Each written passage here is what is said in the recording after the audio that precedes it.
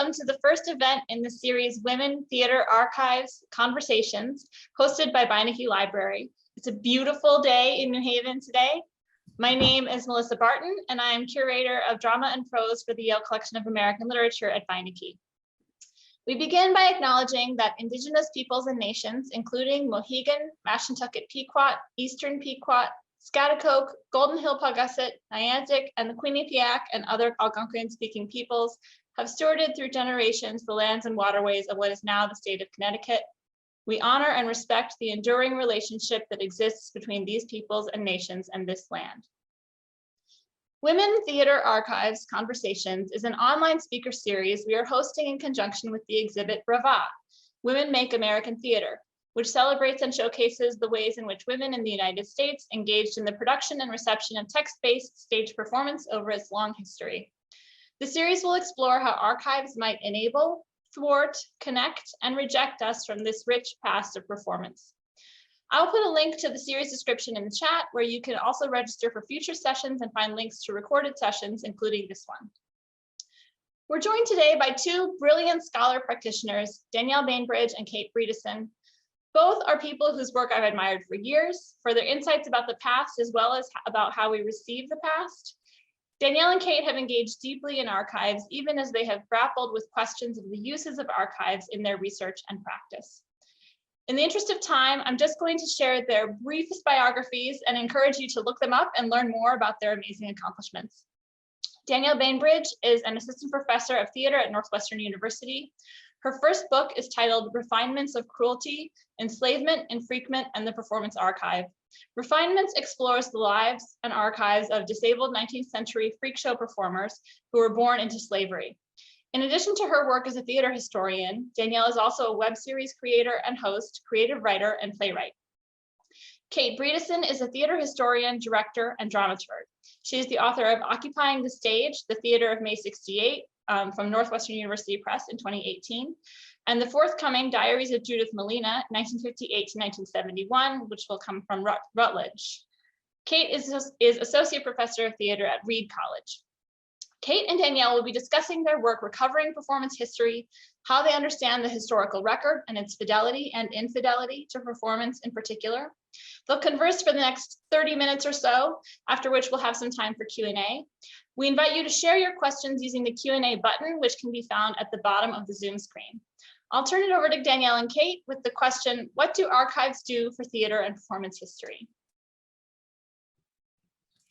Thank you so much, Melissa, and thank you to Kate. I'm so excited to be in conversation with you, especially here virtually, but here in theory at the Beinecke, where we were first acquainted and where we sort of started our conversation so many years ago. So thank you for being here and for speaking with me. So I think to start off, I'll answer Melissa's questions, what do archives do for theater and performance history, but also give a sort of short summary of what my work is and how it's unfolded. So I started this project, Refinements of Cruelty, in 2012. It was at the Beinecke, and it was during a class that they teach at Yale in the African American Studies PhD program called oh my gosh, Racial Formations. I was like, whoo, it's been too long, so I don't remember the name of the class. And Nancy Kuhl, another wonderful curator at Beinecke, had some materials out on the table for all of us to look at. There were Langston Hughes's papers, there were things from the Carl Van Vechten collections, and all sorts of different things that we can look at. And I saw this small visiting card photograph of two African-American conjoined twins named Millie Christine McCoy. And when I saw that photograph, for some reason, I felt like I recognized them, even though I had never encountered them before. And this started what I, at the time in graduate school, was calling a side hustle project to figure out who these women were and what their lives were. As I continued studying at Beinecke, I was a fellow one summer, working in the McCoy Twins archives at Beinecke. I also came across archives in other places like North Carolina, UNC Chapel Hill, and a few other spots that had evidence of other performers who, like the McCoys, were born into slavery, lived through emancipation, and performed on the freak show stage throughout the almost entirety of their lives. And they shared a connected story in terms of their relationship to enslavement, their relationship to, they were all disabled, and they all had sort of differing perspectives on how they ended up in these performance conditions.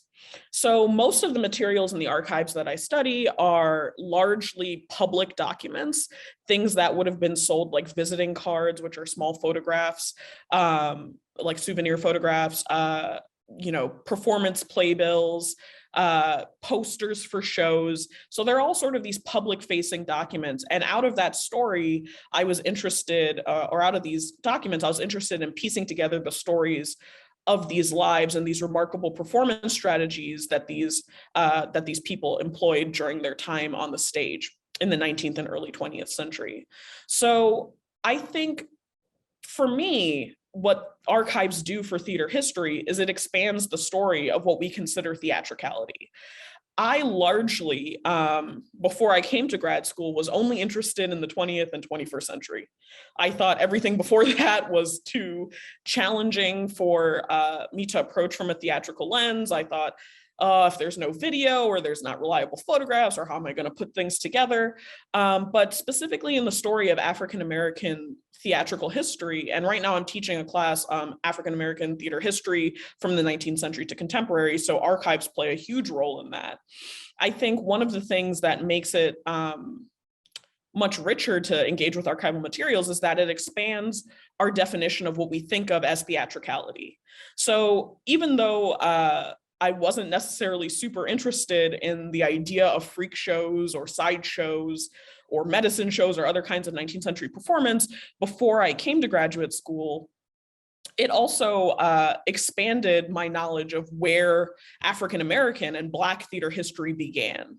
Because I think there's oftentimes a desire to think of things as sort of the 1950s onward or the 1960s onwards in terms of how we think about Black performance. And yes, if we look at the 19th century, like I don't necessarily have things like a lot of play text or published performances or things like that, but I do have evidence of theatrical creativity in other forms. So in this class that I'm teaching now, and in my own project, I focus on things like the oratory traditions of African-American abolitionists, or the poetry of Phyllis Wheatley, or sideshow and freak show performances, the souvenir programs that they were selling during their shows. And I tell my students, how do we look for evidence of theatricality and Black creativity in unexpected places?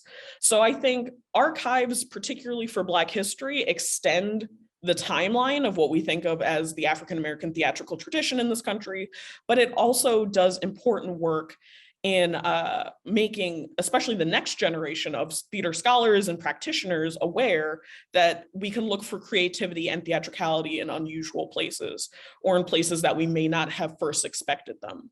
But I don't want to go for too long, so I'm going to throw that question to Kate now and say, what do archives do for theater and performance history? Thank you, Danielle. I love what you're— Oh, Kate, I think you're on mute. Oh. Hello, can you hear me now? Yes, I can hear you. Okay, now. thank you. I love what you're saying, Danielle, about archives as a way to expand what we think about when we think about theater and theatricality. And I want to talk so much more about that with you. And but I want to say first, thank you so much to Melissa for having us here. And it feels very much like a homecoming. Danielle and I were remembering that we met at the Beinecke for the first time, I think in 2016. Mm-hmm. And Yale and the drama school are very much homes for me. And I want to particularly shout out Mark Robinson, in whose class I first heard about Judith Malina when I was a student. And also Susan Brady, who has helped me over the years, all the way since 1999, when I first met her working on the Gertrude Stein papers, and her meticulous, excellent work on the Living Theater papers. So it's really lovely to be here and lovely to get to talk with you, Danielle. I'm so excited about your book. I think for me, I mean, I guess I'll tell you a little bit about my project, which is that I am editing the lifetime diaries of Judith Malina. And Judith Malina died in 2015, and she was a lifelong anarchist activist and co-founder of the theater company in New York, the Living Theater, who traveled and worked internationally. And for her whole project was using theater as a way to engage in anarchist, activist, and pacifist work. She and her life partner, Julian Beck, and then her second life partner, Hannon Resnikoff, and their company saw theater as a way to work towards what they called the beautiful nonviolent anarchist revolution. So I'm really interested in what the archives hold in terms of thinking about maps for activist work specifically, and the relationship between theater and activist work. And Susan Laurie Parks, the fantastic contemporary playwright, uses the word blueprint to describe what plays do. And I want to borrow that from her and think about archives as blueprints too. And I think my project is certainly more focused on like theater productions and as well as I would say her protest work, which were also impossible to tease out from each other. But I'm interested in the way that the archives provide these blueprints or more information about theater processes. I think so often in theater history, we're left with the play script, sometimes a video or recording of some kind, or photographs. For my 1968 book, so much of the archival work I did was looking at original newspapers, and all we had were reports and a lot of photographs. And what the archives do for theater history is they often can provide detailed evidence of all the work, years, months, weeks work that went up into the creation of whatever that final product was.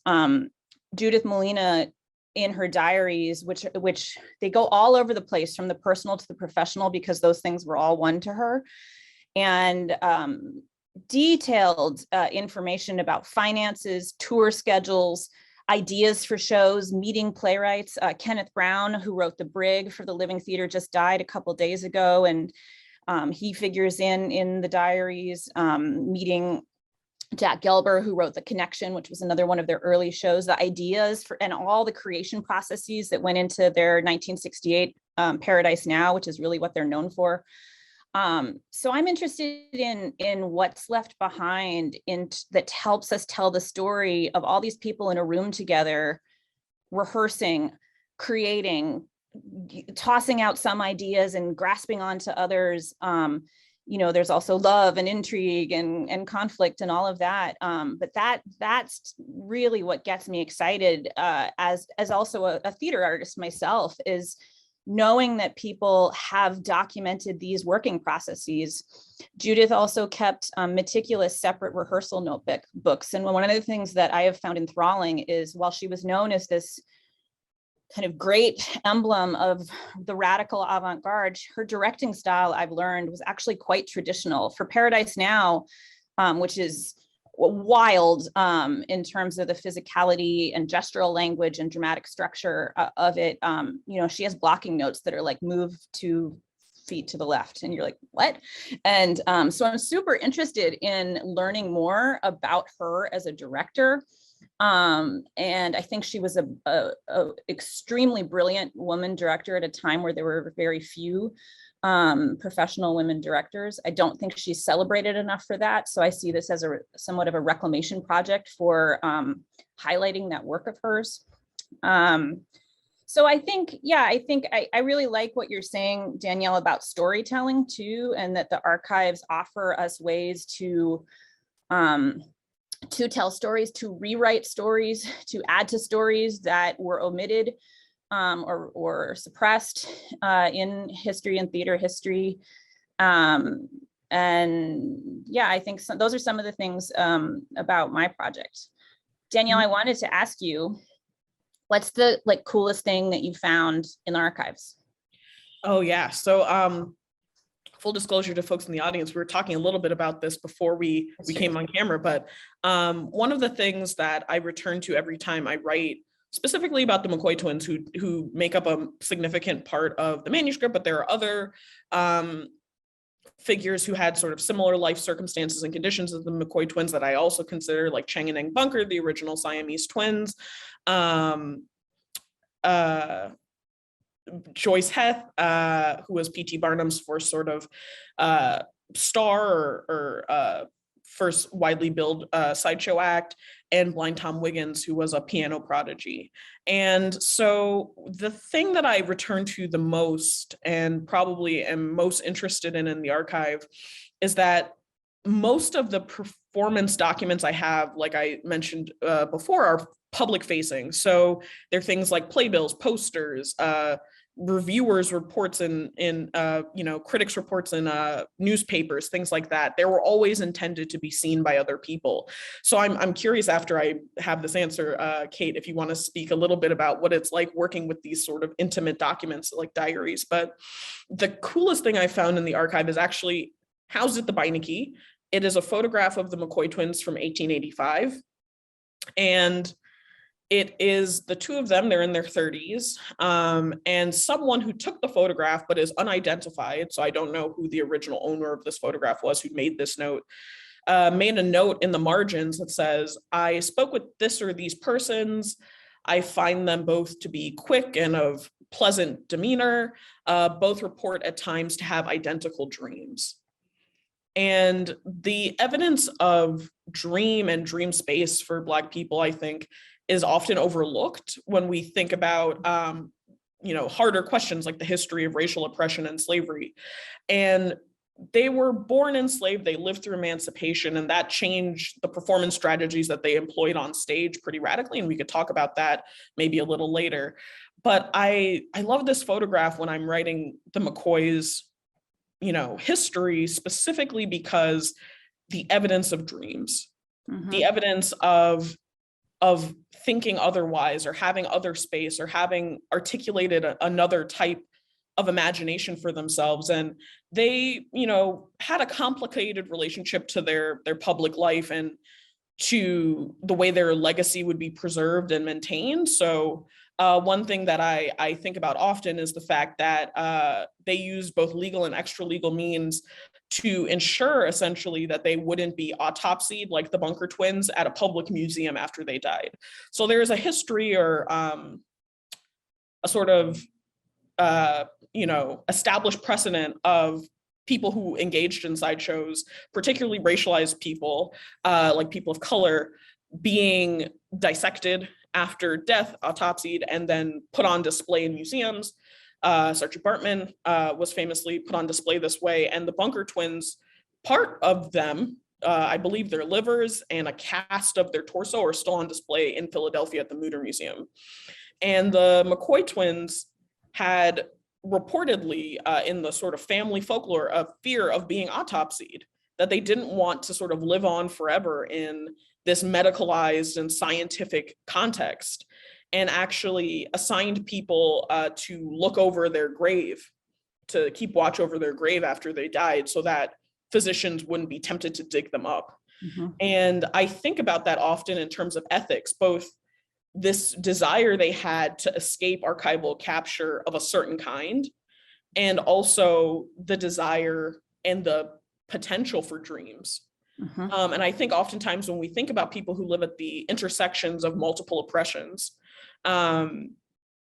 we forget those two things, that they have both right to determine how they are remembered and memorialized, and also right to want to dream otherwise and escape otherwise. And I think about that question a lot as I engage with this work. Would they have wanted to be studied in this way? What kind of circumstances am I, bringing to what kind of circumstances am I encountering in my project that bring up these ethical questions for me, and sort of moral questions about what to display, what not to display, what to show and what not to show. And I think I have similar questions for other figures in my project, like Chang and Eng Bunker, the original so-called Siamese twins. Like, there are photographs of their autopsy actually in Chapel Hill, and yet I found a letter in that same archive from two of their sons. They had between them 20 odd children. And there's two of their sons wrote a letter to the physicians who conducted the autopsy saying, "We're displeased that you cut our fathers on the front," so that they were cut on the front of their bodies, and also that they're missing their entrails, they called them. So presumably that's the stuff that's now at the Mutter. And so what does it mean for me to use that photograph of their autopsy when apparently their family was dismayed at what became of their remains? And so there's all these questions about, would the figures in my study be happy with the way that they're remembered, be happy with the way that they're entered into the public record? And would they want this work to continue? I can't answer those questions, but I can work to at least move through the archive as ethically as possible and figure out ways to sort of negotiate that tension. But Kate, I'd also like to turn that question to you. So the question of ethics and dealing with these materials. Yeah, there's so much in what you just said, Danielle. And what I also think is so compelling is that the question started with like cool things in the archives and then led to ethics and led to leading with families. And I feel like this is so much the process of working in archives. And one thing you said early on in your answer to that was talking about what's in the archives as evidence. And I remember when I first saw you talking about this project at the Beinecke, and I know the photo that you were just describing is the one that you showed in the talk. And I was like, who's this person? I want to know who this person is and her work. And I think this idea of looking at what's in the archives as evidence is so important. And I would also say that I learned that from Joe Roach in theater history, and the prominence in his teaching of using things from the archives and often drawings or photos or videos or whatever it was as evidence to help us in our quest as storytellers, which is really what we are, right? And I think this embroidery you just did from the question of the objects to the ethics is so smart. And I was going to talk about like all sorts of things I've found with Judith, from her costume jewelry to her stacks of the Catholic Worker newspaper. She was in jail with Dorothy Day. There was actually an article about Dorothy Day 2 weeks ago in the New York Times. And if you scroll through, there's a picture that doesn't name her, but Judith is over there marching with Day. Her photographs, she had little notebooks of calorie counts. She had little notebooks of her favorite names. She had her postcard collection. She had armbands from her marches. And it was somewhat delightful and disastrous, because I would go down these rabbit holes of spending like an afternoon there's this one necklace I remember, this green plastic necklace, but they told the story of the whole person. And that I've just absolutely fallen in love with her through this process. I feel a great sense of stewardship towards her and her work. And it's those little things, the diaries are obviously core to the project, but it's all of these other things that tell the complete story of this woman who lived and made theater because she believed in pacifism and anarchism, and she truly wanted to change the world. And she failed miserably sometimes, and at other times she excelled, and she was a mess of contradictions, but she's so human, and I want to tell that story. I think when I think about ethics, one is, as an editor, what do I include and what do I not? When something's particularly unflattering to her, which often it is, how do I handle that? There's also the question of how to frame, because the diaries are edited. She wrote so much. She wrote almost every day. So if I published the whole thing, it would. I can't even think about that. Though I think she wanted every word published, because that's how she rolled. But so there's an ethical question about being an editor. of what to include, what to exclude, particularly as, you know, I just finished the first volume, which ends in 1971. So we're starting to get into terrain where there's people I know. I've started to see some of the names of my professors from the Yale School of Drama in there. Her children are alive and well. And Garrick in particular, Judith and Julian's son, is a fierce advocate for me and this work. So he's been that relationship, which I didn't anticipate being so central, has been core to every step of the process. And yet, you know, she's a mother. Sometimes she writes unflattering things about her children or others. She had some scathing love affairs that she goes into great detail about. So I'm constantly, while I'm editing, and it's going to get worse as I get into the 80s, 90s, 2000s, navigating how to tell this story. And ultimately, you know, I think I write about this in the introduction. I have to tell the unflattering parts of the story, and I have to contextualize them and analyze them, because again, she's this whole person. But it's complicated. Like, I've read some things I wish I hadn't read, you know, and I don't know what it's like to do a project like this when you don't have the family on board. I can't imagine. That would be so hard. They've been a tremendous resource. I was telling you, Danielle, before we started the recording, about the asset of having people who know the person whose life you're exploring. Because when I have a question about a date or a spelling or an event, even if Garrick, or even if they don't know, they know who does know. Tom Walker, who's the archivist of the Living Theater and joined the company when they visited Yale in 1968. He's been an astonishing resource, who helps me with any questions I have. He connected me with one of the company members in Brazil who could answer all of my Portuguese questions and questions about events there. There were some missing diaries, some of the Brazil diaries I couldn't find, and there was a stack of typescripts somewhere. So I feel like, again, it feels like, it doesn't just feel like diaries. It doesn't just feel like documents. It feels like I'm chronicling a life. And that feels like a tremendous responsibility that I take very seriously, and also the biggest honor of my career. And so, yeah. That's amazing. I actually, I'm curious because, you know, just to move us into another of the proposed questions, you were speaking about like these missing diaries and things like that would keep me up at night to be. Oh yeah. Where is it? Danielle, seriously. Yeah. You know, like, where are they? What's missing? So I wonder, the question is theater making more prone to gaps in the historical record? How can these gaps be filled? Yeah, I mean, I think that's such a great question. So when I was about to turn in the manuscript, I had a complete meltdown and was like, what if there's more diaries that I haven't found? Because there are missing diaries. She writes about, where did that end up? I think about this all the time, right? There's other periods of time with no writing, and I'm like, are they somewhere? Did I not do my job? You know, her papers are all over the world too. There's stuff in France and Italy and, you know, in California. And so, so these things plague me regularly.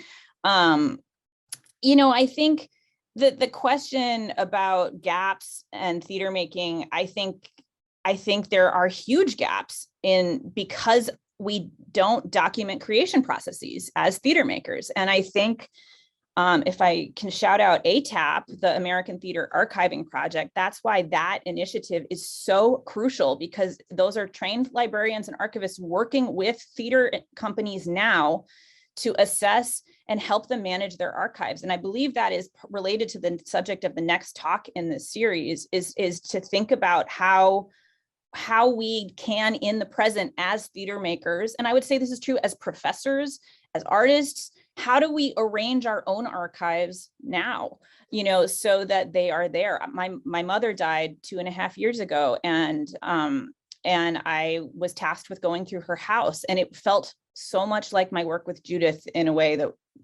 we can investigate more somewhere else, but like, because it was going through what was her archive.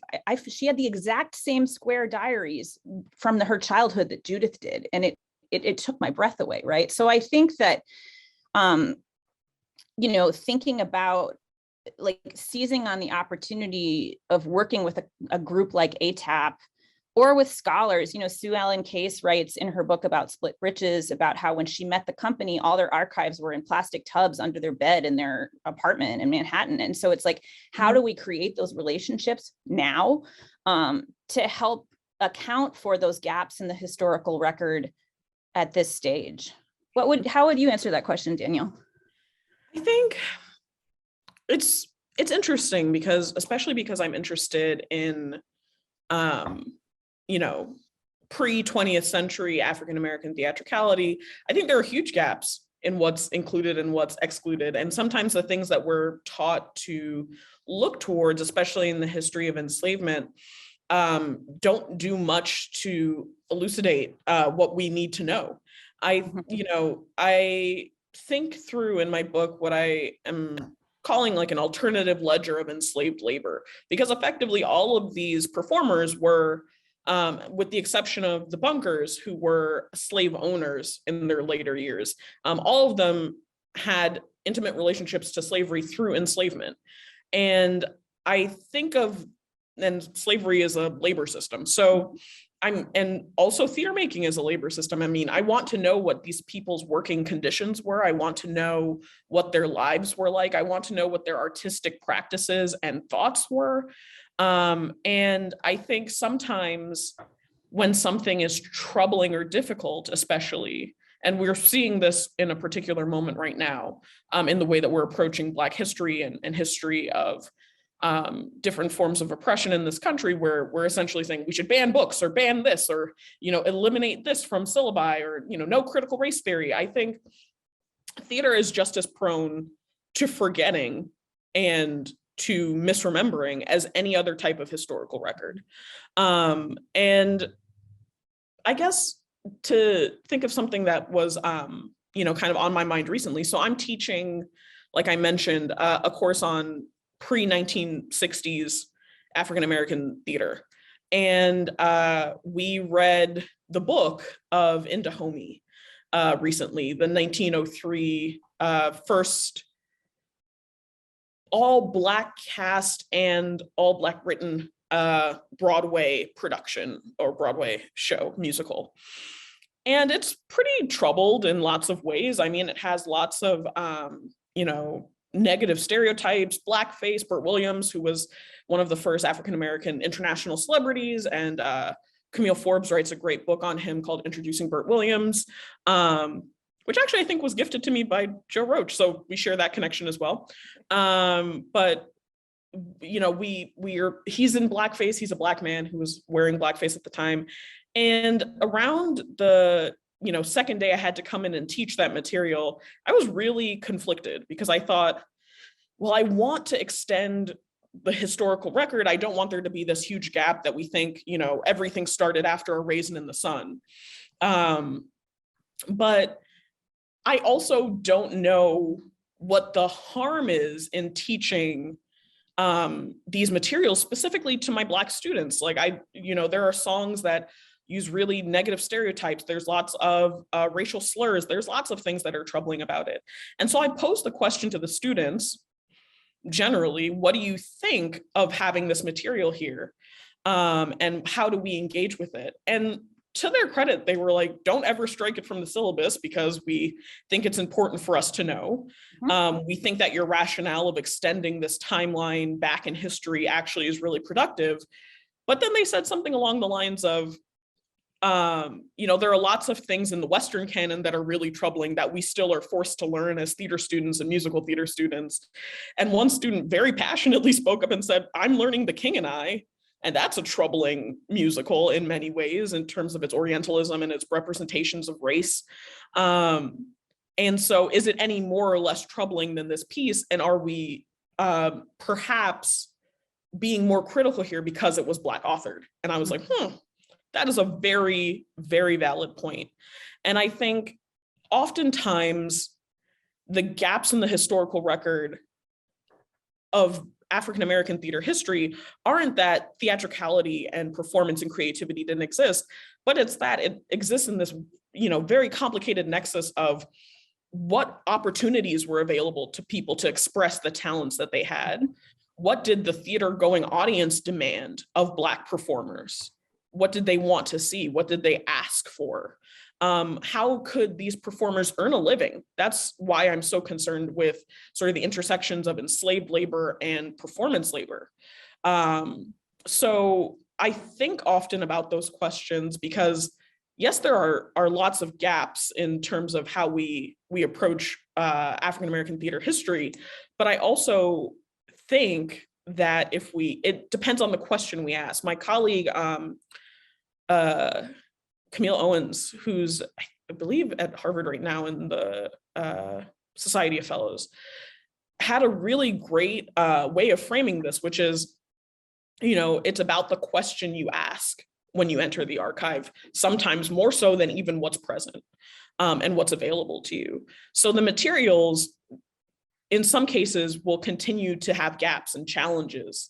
And I'm really happy to hear about these ongoing efforts now to make contemporary theater companies more aware of the practices of archiving. But if I can't get further evidence or further documents or paper things that make me feel more secure, objects, how do I ask the right question of the objects I have? That's so great. And I love that you're tying it to teaching, because I think that was one of the things sort of on I think the event title for today had to do with archives and research and teaching. And I think that's our job, right? Is to teach our students how to ask those questions and how to consider either the evidence that they go in formally to an archive, but then, as so much is not in the archive, because the archive is all part of different power structures and what got considered, good enough to save and what didn't. And so this invitation to, you may not have what you're looking for, what you think you're looking for, but there's a story to be told with what you have, I think is really crucial. And part of what we can do as teachers is to help our students think that way. I bring my students into the archives here at Reed, and we're a really small school. And we have this brilliant director of special collections, Tracy Drake, who is one of the Blackivists, which is a group of Black archivists in Chicago.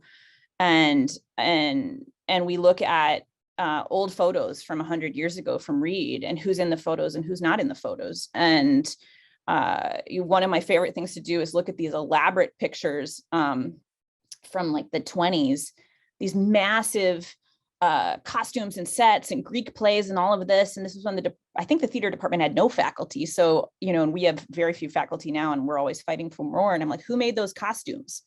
Mm-hmm. Tracy and I wait, and we sit there and we're like, and it was faculty wives. And so that opens up a whole other story, right, to tell. And so how do you look at those photos, right? And then what you're arguing is, and then how do you even go out of the archives to ask those same questions about which we can find elsewhere? Wait, I'm seeing some questions. Are there questions coming up? Everybody's welcome to submit questions into the chat. Oh yeah, absolutely. We're, I think. Oh, there's no questions. Okay, we're just getting some thanks. Oh, you're welcome. Does anyone have questions? We'd love to hear from you. It's weird we can't see. Yeah, I just popped in the chat a couple of the organizations that Kate mentioned on her way, only so that people can, if you want to look into those extraordinary organizations doing really interesting work with archives. But if anyone has questions for Kate and Danielle, please go ahead and put them in the chat. We have one. This is a great question from the audience. Is asking, have your plans ever been completely derailed by an archives experience? So you go into the archives believing one thing is going to happen, and our audience members saying gobsmacked by finding something that turned it all upside down. I think so. I have kind of an answer to this, so I'm gonna attempt it. So during the time I was a grad student, I was reached out to, so the McCoy Twins, who are at the center of my project, don't have any children. they never had any children, so they don't have any direct descendants, but they did have a lot of siblings who had children and are still in North Carolina and in adjacent regions. And one of the descendants of their youngest brother, I believe, was the connection. Her father, she's a professor, and her father was turning, I think, 75 or 80. It was a landmark birthday. And for that, they wanted to do some family history, some genealogy, and come to the Beinecke to look at the McCoy's materials. Now, I would say I was completely gobsmacked by this because, one, I was like, oh, okay, a living descendant. Like, this is something I don't usually encounter in dealing with 19th century material, but also because my study doesn't include things like interviews or, I mean, I might find, room to do that at a future date, but it doesn't include anything from the family at this moment. It includes only the archival research. So that kind of perplexed me. I was like, okay, I'm really excited to meet these folks, but I also don't know exactly what I'm going to tell them because so much of the archive that exists is not necessarily, like celebratory. Their family members were famous, they were internationally known, they, performed internationally, but it also is a hard story. We see things like objectifying photographs that were taken of them by medical professionals that they didn't consent to. We see evidence that they were enslaved after emancipation and put on display in P.T. Barnum's museum in New York. There's a letter from the Freedmen's Bureau that details that story. So I didn't know where to begin. And I think that was probably the most challenging encounter I have ever had in the archive, just encountering someone's descendant who wants to know about, who they are and where they come from. And I was really fortunate to the archivist at Beinecke because I think we went to lunch. The group of us went to lunch, me and the family, and then we went back to the archives afterwards, and I showed them the material, but it felt so both good and anxiety provoking because I'm detailing this hard history for people who have a personal connection. And I think so often, in the archive, to bring us always back to the question of ethics, we think carefully about what we will reveal and not reveal, what we'll say and not say, what we'll show and hold back. But we don't necessarily think, at least I don't always think, about who in the personal world of these figures is going to be impacted by the thing I say. And so I think that was probably my most challenging day, because we also spoke a little bit about, well, what does it mean that these materials ended up in a public archive?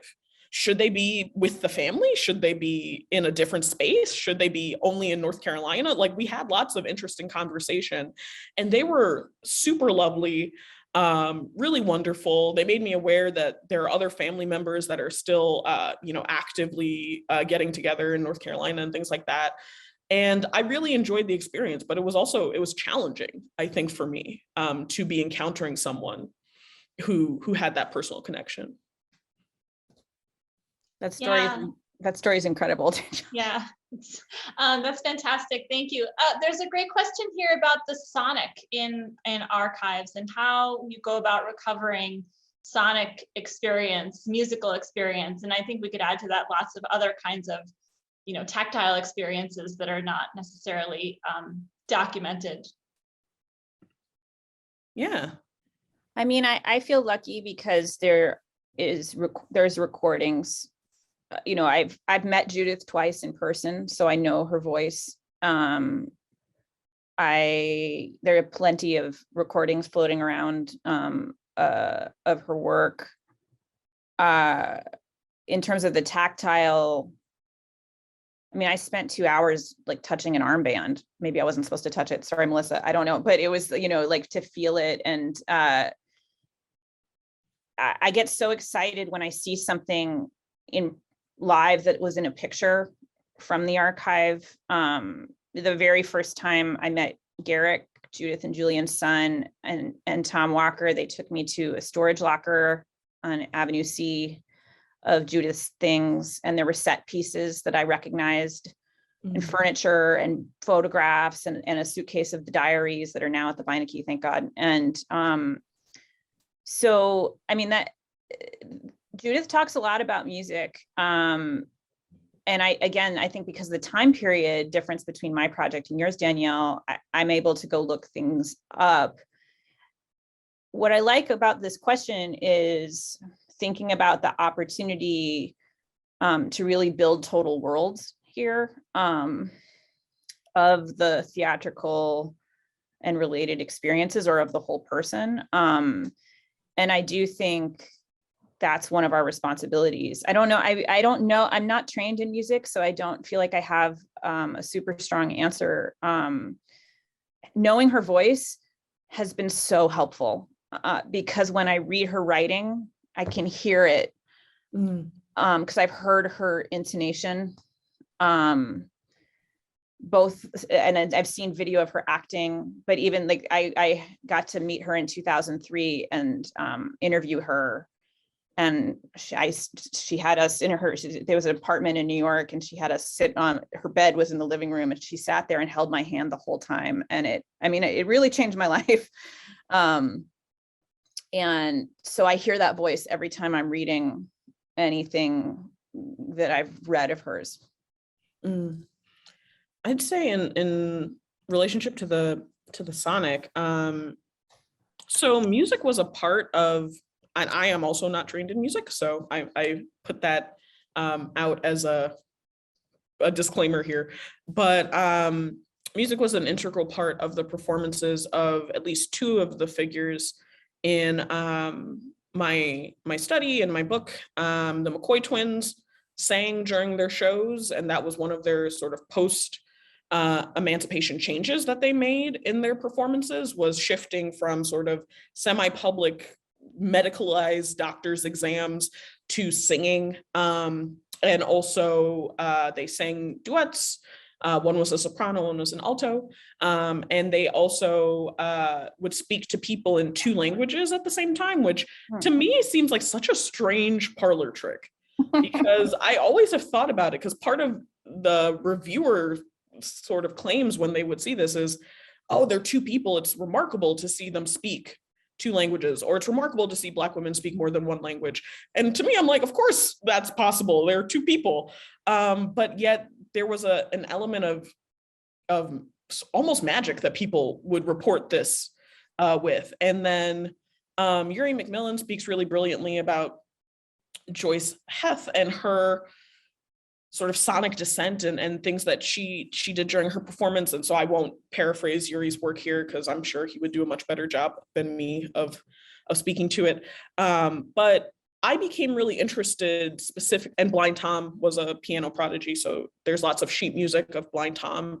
But I became really fascinated, particularly in the McCoy's performance programs, where they have lyrics in the back. So presumably so people could sing along with them during these musical intermissions. And I really became interested in the sheet music because I didn't have it. So I thought, all right, I have lyrics and no sheet music. So I started thinking about ways I could incorporate performance into those lyric sheets, because they're evidence of a performance strategy that I think is really important to commemorate. But I also was inspired by the fact that there are some contemporary performers who play Blind Tom sheet music and do performances of Blind Tom sheet music, and lots of brilliant scholars, including Daphne Brooks, speak and write about Blind Tom's musical impact and legacy. But I thought, I'm not a musician, so I didn't really know what to do with this. And so in 2017 to 18, I was in collaboration with folks in the theater arts department at University of Pennsylvania. So my mentors, Dr. Rose Maleg and Carrie Mazer, specifically, I wrote a piece out of the McCoy's archive, and one of the students, Eli, Eli's last name is escaping me. I would have to look it up, but Eli was our composer, and he actually set the lyric sheets to music. And then sort of the choice I made in terms of how I wanted it staged was that we were going to play it on handbells, which I look back now and I think, what brave and wonderful like young actresses who were playing the McCoys. They were so wonderful, and I really appreciate them. Because neither of them played the handbell and they had to learn it for the show. And my sort of historical reason behind wanting to use handbells was that bells were specifically used a lot in torture devices during enslavement. So they would put, if someone was repeatedly fugitive or someone who would attempt escape more than once, they would be put in these heavy metal harnesses, oftentimes with a long pole or a bell attached to it at some point. And the sort of purpose of that was that if you were caught in the brush or in other sort of places where you would try escape again, one, the heaviness of the device would prevent you from moving easily. And two, the bell would ring and sound the alarm for slave catchers. So I wanted something musically that connected that arc of unfreedom and performance at the same time. And also I thought it gave me more freedom to think historically about these documents, to stage it that way than it would if I did them on instruments that there's evidence the McCoys actually played, like the guitar or the piano. And so the sonic is a big part of the project, but it's, again, I come to it not as someone who's a musician, I come to it as an archivist and as a historian. But I find that sort of interplay between sort of silence and sonic in the archive always really present. Thanks. I just want to mention that we're getting tons of love for both of you in the chat. So, I just wanted to recognize that and, and agree with everybody who's saying those things. And Danielle, I'm so happy that you talked about the project at Penn. And I wondered, Kate, if you wanted to add anything about using archives in your creative practice, if how that's come up for you as a dramaturg or, and as a director. Yeah, I mean, the very first experience I had of that was at Yale at the drama school, my very first year as a graduate student. And that's when I met Susan Brady for the first time, when a playwright in the drama school playwriting program wrote a play in which Gertrude Stein and Picasso and some other artists from that time period appeared as characters. And I learned that Yale had the Stein papers. And so I wandered over to the Beinecke. I was first year, it was like 23 or something. I did, and I was sort of starry eyed, and I walked up to the Beinecke, which is a tremendous building. And to use the earlier word, was gobsmacked, and then walked in and somehow then was reading Gertrude Stein's letters and going through her personal photo albums. And I saw her vest and there was a chair, and I was just, it was like my brain had exploded. But what was so striking about that process was that following that, Susan worked with me to help bring in the whole cast of the show. And it really was one of those moments, and we spent an afternoon going through Gertrude Stein's personal photo albums. And, one of our jobs as directors and dramaturgs is to help build the world of a play, to use Eleanor Fuchs's brilliant sort of framework for thinking about the total world of the play, right? And it is just, there is nothing like being able to encounter those materials.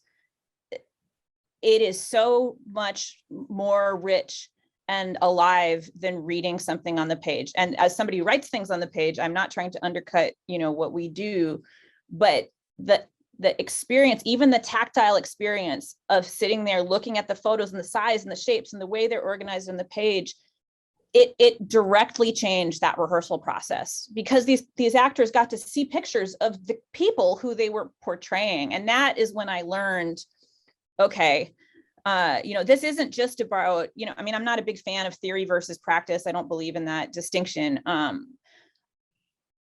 But that archives, which I think we traditionally think of as things that go with scholars who write, are massively important to artists and to teachers. I think the thing that's tricky is making them accessible to artists and teachers, because archives are often at fancy universities far away. And so, and it's expensive to do archival work, and it takes a lot of time. And right now we can't do it because of COVID, right? And so the question is, like, how do we get more funding to get people, particularly people who don't have access to fancy universities, into archives? Or how do we rethink the archive more generally? Like, one of the things I'm such a fan of with the Blackavists and their project is that a lot of their archiving work is not about putting things in fancy archives and museums. It's about going into communities and helping people organize their papers and stories and ephemera in ways to be accessible, right? Widely accessible. Access is a huge thing for us to think about when we're thinking about archives. So, I've used archives in a variety of ways in different dramaturgy and directing projects. Sometimes formal ones, like I'm describing with Stein. When I directed Fefu and Her Friends here at Reed, it was the same. First of all, it was like the same week Fornes died, but it was also right when the Michelle Memrin documentary came out. And that is a rich experience of bringing an archival footage into a rehearsal process that gave so much depth and flavor, and also like stoked a passion in the students.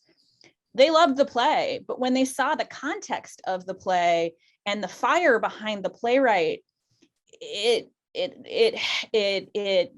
expands and lights a flame, that investment. So archives are a part of all of my artistic processes in one way or another, because it just helps give texture and meaning to those worlds that we're trying to create when we make theater. Mm-hmm. Thank you. We are coming up on time. I just put in the chat a link to the series description. So if folks want to sign up to come to the next session, which is in just about a month. We'll be talking, a group of us who have stewardship responsibilities to our archives are going to be talking about that. It should be really exciting. Several really admired colleagues coming. And I wanted to just, we have really many wonderful questions in the chat that we didn't have time to get to. And so I apologize. And thank you all for coming. And Danielle and Kate, I wonder if you each wanted to spend maybe just a minute with some last words, comments on this conversation. And we thank you. Yeah, absolutely. So first, I'd like to highlight that this this conversation was in support of Melissa's exhibit, which I'm going to butcher the name of. It's Brava, Women Make American Theater, yes? So I would encourage everyone to explore that and the vital and essential work that Melissa and her colleagues at Beinecke are doing to make archives accessible to wider audiences, whether that's virtually in events like this, which I'm so happy to be a part of, or in person and visiting the Beinecke. They're warm and friendly and wonderful, and I think that that's something I'd like to highlight. And then the last thought I have is just where should I go from here? Ooh, this is so tense. I know. I feel like there's so much anticipation. I think I'd like people to leave this conversation in some way. And Melissa, if we can get the chat saved so I can have the questions, it'd be great, because it will help me in my writing process, which I'm in the thick of right now. I think if people leave this conversation feeling curious, that's the best outcome I could imagine, because I have found that there's so much that enriches both my practice and my theorization and my scholarship that is found in archives. And I think that work is vital and essential in ways of telling history and also preserving history, because there is intention and thought that goes into the moment that someone decides to place something into an archive, to preserve something, to save it. To bring back Kate's earlier example, Judith thought to save this green plastic necklace, thought to save her childhood diaries, wanted those things to be part of her legacy and the way that she's remembered. And I think whether or not we know the intentions of the archive, it's important for us to look at what's there and to evaluate critically the things that are remembered and the way that history is made. So, Kate, sorry. Oh gosh, I don't think I can do any better than that. I want to also thank Melissa and Michael for today. And Danielle, I'm so excited about your book. I can't wait to read it. And I don't know, I don't think I can tie a bow on the conversation. For me, this archival work is an act of love, and we're stewards of stories and people and their experiences, and it's a total honor. So I'm just really excited about your project, Danielle, and I really wish I could be in New Haven to see the exhibit. But I also think that both of our relationships, Danielle, with the Beinecke are ongoing. And thank you for everybody for being here. It's really it's just really delightful to get to talk and think through these great questions. Yeah, thank you both so much. And as you know, so much love. I have admired both of your work for so long, and you are such important members of the Beinecke family. So I appreciate your being here. Thank you to everyone in the audience for staying with us and for being here, and join us again next time. Thanks a lot.